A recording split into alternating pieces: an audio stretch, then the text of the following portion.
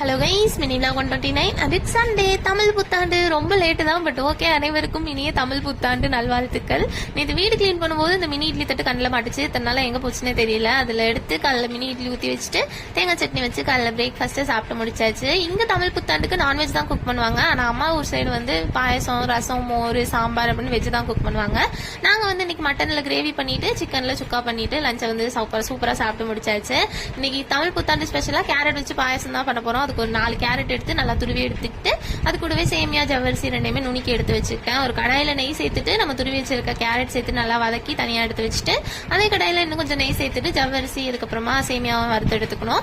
அதே கடாயில பால் சேர்த்துட்டு கொதிச்சதுக்கு அப்புறமா ஜவ்வரிசி சேமியா போட்டுட்டு பாதி போல வெந்ததும் நம்ம கேரட் சேர்த்து கிளறிட்டு அதுவும் வெந்ததுக்கு அப்புறமா சக்கரை சேர்த்து கிளறிட்டு நெய்ல வந்து முந்திரி பருப்பு, திராட்சை வறுத்து போட்டோம்னா நம்ம பாயசம் வந்து சூப்பர் டேஸ்ட்ல செம்ம கலர்ல ரெடி ஆயிரும். மறக்காம நீங்களும் ட்ரை பண்ணி பாருங்க. That's for the mini vlog. Thank you. Bye.